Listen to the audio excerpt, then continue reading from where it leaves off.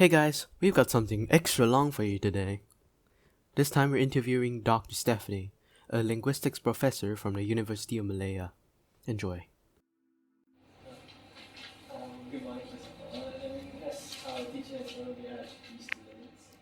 And for our project, our title name is How or Is Our Culture Threatened by the Developments of the 21st Century? And our aim is to raise awareness on this issue. So, first of all, we would like to ask a few questions. So, number one, can you elaborate a bit more on your expertise on this area? Okay, I work more on languages, so my area of expertise in particular is, one of them is documentation of languages. So what we do is we record languages, and then we get information about the speakers, and then we try to find ways to, number one, to archive, that is to keep the languages in a safe place, okay, digitally these days, right? But also so that we can use these recordings and this documentation to help develop materials for the language. Like, let's say if you want to learn a language, okay? An example I can give you is on Malacca Portuguese. So I'm doing research on Malacca Portuguese, which is a Creole spoken in Malacca by people of Portuguese descent, right? So it's a 500 plus year old language. But of course, younger speakers are using more English than Malacca Portuguese. So we've been recording languages, and it's already been archived at it's a digital archive called ELAR, and you can look it up. And so anybody can go in and listen to these languages, watch people speaking the language. But more importantly, perhaps, we've been using material from those documentations, okay, on those in the archive, to develop materials for learning the language. So we've got a CD, we've got a book, now we've got an app. So if you look up Bibe Port Mal, okay, it's an app for both Android and Apple smartphones, and it's a dictionary, so you can actually learn words and stuff. So that's how, if you talk about expertise, that's basically when you go from research to if you can document the language so that the records are not lost. You have that if you say how does Kansu sound like, you can go to the recording and say, oh, that's how Kansu sounds like, and then you have the research which gives you more information, the more linguistic aspects of how Kansu sounds are like. That's what Adila is doing, for example. And then if let's say the language is like dying out, and then the community says, oh my, we have to save our language, we have to now teach our children, our grandchildren, but we don't have any materials, so we can use the documents to prepare materials, okay? Why and how do you see language playing an important role in culture in UK? Yeah, I think that language, number one, it's a carrier. It carries a lot of information about our culture, about our practices. Okay, it has like sayings, for example, kata-kata pujana, which have values and meanings. It's our stories, our oral traditions. So it's a carrier of a lot of indigenous knowledge and information. Okay. Number two, it is also related to our identity, right? When we say that we are, for example, Semai, and then you also speak Semai, it somehow connects us to the larger community of other Semai speakers. It's just like when a fellow Malaysian meets a Malaysian meets a fellow Malaysian abroad, right? And you kind of recognize the English they're speaking or the Malay they're speaking, and like, oh, Malaysian, and you get excited. Why? Yeah, familiarity, and then also it creates a sense of like Malaysian identity, creates a bond. So it is actually very important, and there's been a lot of research that says, which is the third point, it's not just related to identity, but it's your sense of who you are, and it gives you that, oh, I am a X person, because in a lot of, especially minority communities, indigenous communities, when they have to switch to another language and even another identity, because their ways of life are somehow seen as being barbaric or not good enough, they need to be modernized, they lose the sense of who they are, right? So language is often the first to go. Yeah. It's like, I have a brother who is like, it was difficult to have Yeah. Yeah. certain Yes, exactly. When you saw like these other Asians like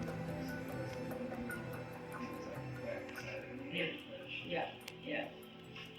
Yeah, so you find a bond, right? Yeah, and there's been a lot of studies, for example, in Australia that shows that when you bring back language into the community, it can actually increase the level of confidence and well-being, including emotional and mental well-being, and you can actually reduce things like alcoholism and drug use. I mean, it's not just language, but because language is a carrier, it goes with a lot of other things. Okay.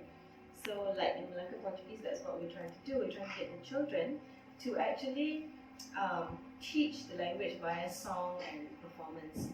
And teach it to other people. You know, like if you're visiting, they can teach it to you. And so they also start using the language, and it gives them a sense of pride that, hey, other people want to learn my language, you know? Because previously people were like, don't speak Kristan, don't speak Malacca Portuguese, speak English. But now it's like people want to learn your language, right? So it actually helps you, and it has economic value as well. Right, so you can actually they can make pocket money, right? Teaching this as well, and why not? Because now you have to relate it to some economic sense as well. Yeah. much easier to see. Now, yes, I mean because the resources make it cheaper, right? You don't need fancy equipment anymore to do recordings, right? Number two, you can save things digitally so they don't get lost in a fire or are destroyed, right? You can actually save things digitally. Of course, that has its sets of problems, but and also sharing is the digital platform makes sharing easier. A lot of young people, even among indigenous communities, have access to the internet or they have smartphones, so you can find ways to share digitally as well, right? Online culture, like adding these certain terms into like the language. Yeah. Do you believe it's enriching the language or is it taking away from it? I think it's a bit of both, and I think with languages it's really hard to be pure because languages, if they are living languages and the languages are in contact with other languages, such as they are in Malaysia, right, and now even on the internet, it is inevitable that languages will take from each other and replace words with each other. It's really hard to. On the one hand, it's like you don't want to lose your original terms, but at the same time, you feel that maybe the other term expresses something better or in a different way, right? It's like our auntie and uncle. It's not the same meaning, and people from England or America will find it really weird. Like, why are you using auntie and uncle in this way? Everybody's your uncle and auntie. So it's not a matter of like we've polluted the meaning of auntie and uncle, but we've taken it to take words from other languages. Yeah.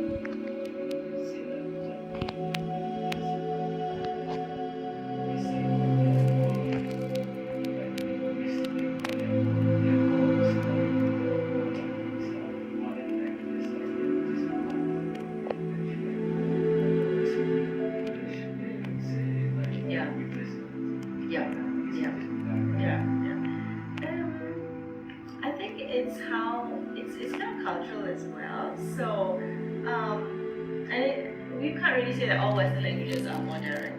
Because there are, okay, so for example, when someone says, "Oh, that's a really nice tie," okay, oh, what nice tie? Is it a brand? And then Malaysians would typically say, "Oh, this one's an old one. This one's I got it cheap." Okay, but we will not generally say, "Thank you so much." Yeah. But then we would think like when I was studying Spanish, I did this a Western language, so I would say, oh, thank you. And then the teacher said, you're supposed to say like this old thing, nothing. So it doesn't mean, sometimes we have this thing like, oh, languages are more polite or indirect and Western languages, but it may not be the case. I think it's something that tells you directly or something that goes around you cannot like say someone to someone very directly. In Japan, I just know about Japan, and in Japan you're very aware of it. When they use English, they use it in a certain way. They say, "I'm so sorry, but can you please do this?" Okay, and it's like they don't want to impose on you, even though it's something that needs to be done. Maybe we would say like, "Hey, can you change this, please?" Because it needs to be done in another way. But they might say sorry first, apologize first, and say, So something that's actually supposed to be a direct instruction or request becomes something that is like, it's up to you whether you want to do it. But actually it's not up to you. Do you know what I mean? It's the way that you do it, because in some cultures you cannot impose on the other person. So you're imposing, but you cannot sound like you're imposing. Yeah, in another culture, you are meant, because if you, how do you get things done if you don't tell them directly? Now when you're working together in a global world today, we all have to learn the international community, either online or in real time. You live in other countries, that can also help you, right, in learning how to communicate. Because the way I see things being very rude to you. Okay. So what do you want me to do? Why do you have 5 sentences? You can tell me in 5. So that is can become an issue, because we are using one language, we are coming from different languages, right? But when we use that one language, such as English, we have our own cultural way of using it, right? Which is different. It maybe comes from our own language.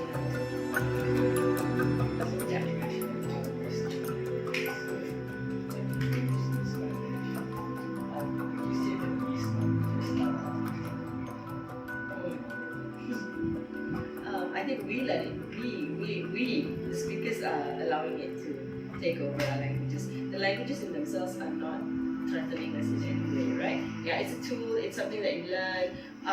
Nobody told parents not to teach their children, not to keep, for example, if you take Mandarin, for example, nobody told parents not to keep speaking Hakka or Fujiao or Teochew or, Hokkien, Cantonese to their children, right? And replace it with Mandarin, correct? But parents, and sometimes schools as well, parents would be like, oh, if I speak Hakka at home or Cantonese at home, then it's not helping my child. I want to speak Mandarin to my child so that my child will be, it's easier to transition into Chinese schools and so on. And then in Chinese schools as well, they're very strict, like you can't speak any of the other Chinese languages, you must only speak Mandarin. So this one language policy is not a good thing. This is what's strengthening our home languages, which is why currently, in terms of research and in terms of many countries, we go for bilingual education or mother tongue education. We feel that children actually will learn better when they are learning the subjects in their home language, okay? Because they're able to process the information, and then they are taught another language. Let's say if you're learning it in your own language and then you transition into English, they're able to cope. Children are very versatile, right? They can actually cope with more than one language very well. But parents are the one, older people are the one that are so afraid that they won't be able to, that we stop them. We worry that by using Cantonese it will pollute Mandarin, or by using a Malay dialect it might pollute standard Malay, or by using an English dialect, Geordie or whatever it is, Malaysian, colloquial Malaysian English or Kristang, you're polluting. You won't be able to be fluent in English, which is not the case, but unfortunately that is what threatens the language.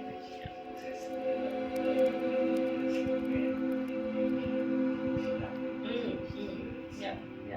You say because Latin was the language of business back then. So similarly, do you think that what is most important is like business versus English? Now, you said that is It is an influence. English, obviously it's English and now Mandarin as well, right? So it comes to tools. So people will start teaching in schools. Why do you think international private schools offer Mandarin as the other language, right? Because they want to equip their students, right, with another language that they think will help them in business world or the outside world. So if you think about languages as all these tools, that if you think about, you have little bag languages, and you can take out whichever language or whichever variety of language that you want to use for your own benefit and also for the benefit of the other person, right? Because you want them to be able to understand you. That should be the way to go. So when English started to take over a lot of things, everybody wanted to learn English. But now what has become the case is that English has become a gatekeeping tool. So you cannot enter unless you have that level of proficiency. Because of that, there's been this knock-on domino effect on other languages. you also mentioned that you have made a dictionary that's what teaching is. Other ways you can mitigate some trust that these languages. I think we have to work very closely with the communities. The communities must want to keep their language going. Because if communities don't want it, it's their choice as well, right? We can't, as academics, go in and say, oh, you must save your language. We can help them if they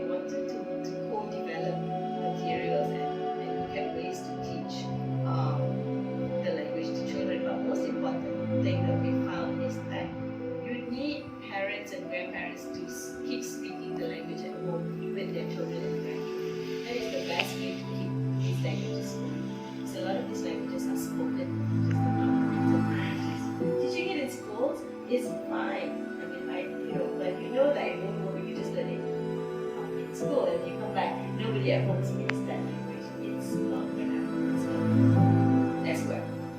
So the community must want to do what mitigating has to come up with it. Have to keep it going. Find ways to keep it going.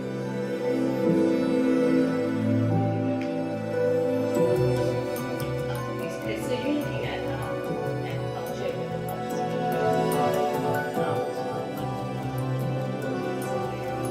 I mean, if you think about it, what is that thing that's really online culture, social media, that's what's just going from, for example, with religious communities and different groups. It's really opened my eyes. I see that using modern technology to communicate with each other. Now, like you just group and share what they're coming together, they're sharing resources, sharing events, they're talking to each other, they're fighting for things. Okay, like they're fighting tingkat. So a lot of things, right? They're fighting it and they're using some of the technology is actually helping them cultural rights, land rights,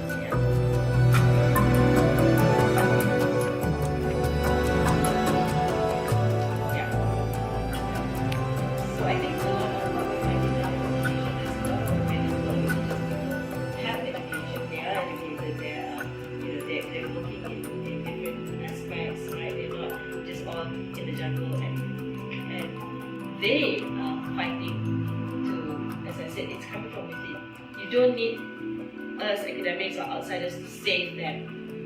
They're not something, an entity to be saved. It's about them keeping their land, ancestral land, fighting for their land, fighting for their rights, fighting for their culture. In the wake of all this 21st century, it's not just technology. A lot of it is still land grabbing, because of economies, big economies. All this is affecting. So if you are a culture that says, oh no, we're asked to leave, we go. But now you're like saying, no, we're not moving. This is our ancestral land. This is our burial land. We're staying. You go find somewhere else because we were here first, right?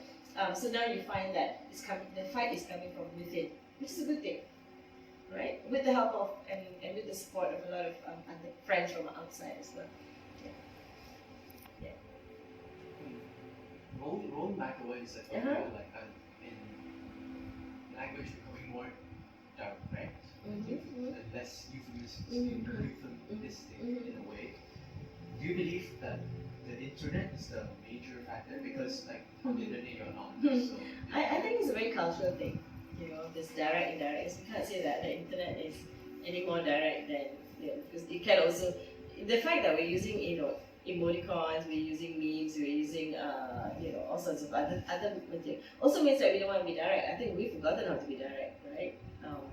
We often don't want a face-to-face connection, so we put by another means. I mean, you want to scold someone or you want to ask someone something important, you put smiley face there, or like a face like sheepish face there. What? That's actually a way to make it tone down the strength of whatever you're trying to say, right? So I don't think the internet is necessarily making us more direct. Actually, it's giving us more tools to tone down and soften things. But then again, video games, for example, people are toxic. But that's a different culture though, isn't it? It's a video game culture. You can be toxic in many other cultures. So I don't think it's just a different. You can't take one context and then say that it's the same with another. The context is quite different, and we can move. I mean, you can be a perfectly sane person, right? Non-toxic. You could be a school teacher, very prim and proper, and then the next thing you say, hey, she's a rock star, and then she's taken on a different, totally different persona, right? And I think we all are schizophrenic in that way. We can move in and out. I'm not always like this. I don't always speak like this, and I'm sure you don't either. You're different when you speak to your parents, when you speak to your really good friends. You use different kind of language. You maybe dress differently. You act differently. Okay, so I think that we are very good at moving in and out, especially in Malaysia because we are multicultural, multilingual. We are very good at moving in and out. We can switch our accent, right? Or we can switch. So we do all sorts of things. There's so many resources, which is great. Imagine if we're just monocultural, You have nothing in your bag is empty. But our bag is quite full.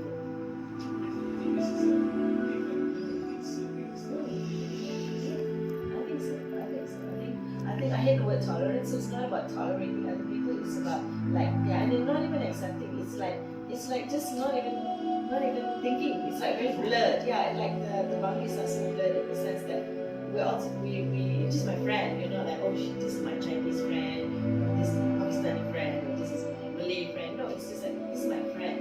And when you communicate with them, whatever you use, this is how you speak to them, how you behave with them, right? And I wish this would happen with the indigenous community as well. We're not like we tolerate you or we accept you. Why should that be acceptance? Tolerance, it should just be, it should be a natural occurrence of blurred boundary, I think. So in the way what it's kind of deculturalism, as if you like label someone as ethnic. Yeah. Because sometimes you see that as like Well, the thing is that because of census, every country, including America, in most countries, they ask you to do that, right? Yeah, and then that has issues about what name do I call myself and so on. Big sense, it's like which box do I tick? I want to tick 2 boxes and I'm not. So these days, many countries are making it lit, as you can tick one box, and then you can choose which environment you want to be Indian, but then you say you can identify as who you identify as. Okay, so I'm not very sure that I'm Indian, and lately when I went to update my information, they asked me what way you go. This is like you have a sense of choosing, right? So political correctness hasn't gone through that stage. I think people can identify with themselves. Actually, in reality, we identify as differently at different times of our life, depending on who we live or country, right? We can identify as different personas, and maybe I think this is one of them. Political correctness comes along with taking them, and a lot of people issues because that's not what they call themselves. It's like the British decided, this is how we're going to divide or this is how we're going to divide the right? And the names are often categorized by human beings, right? It's like Malaysia, we decide Chinese, Indian, Malay, I'm not really. I think come from India is not a race, right? I mean, you're Indian nationality, but you're Tamil or you're Malayali or you're whatever. But in Malaysia, no, we just divide it because it's easy, right? Easy to just, even Malays, I mean, in Kedah, we've talked to people from Achinese descent, they are like 4th generation, and you ask them, what are you, they will say Achinese. But of course, on paper, they're Malay, but then I'm Javanese or something like that, right? So the paper and the reality, they're quite different things. One is more for census, for government policies and so on. Then the other one is the more real thing. The more important one, perhaps, who you identify yourself as. Yeah. I don't know if that answers your question. It's complicated. Identity is a very complicated thing, and I think in a multicultural, multilingual sense, it becomes much more complicated. And where culture is concerned as well. Why am I dressed like this, right? I'm not Malay, but this is something, it's a national identity, I guess. How do I want to represent myself today, right? I'm not in my jeans and t-shirt or my miniskirt or whatever. I mean, why? So it's also related to identity, isn't it? Some of the Orang Asli groups have told us that, don't always represent us like the textbooks of us with a blowpipe in the jungle with because we are teachers, lecturers, we are doctors, we are also, but you never represent them. If you want to say Orang Asli, must show them in that sense, right? Why you represent? They're very So textbooks play a big role. School plays a big role about how you represent people, which is why in the videos we have people in the normal. You don't see people in their traditional gear. They may wear their hat, but for them that's an identity to say, I wear that. And I might wear it outside as well. As a Malay would wear a songkok, as a Muslim woman might wear a hijabi, that is their identity, right? So, yeah. Is that okay? I hope that helps a bit more.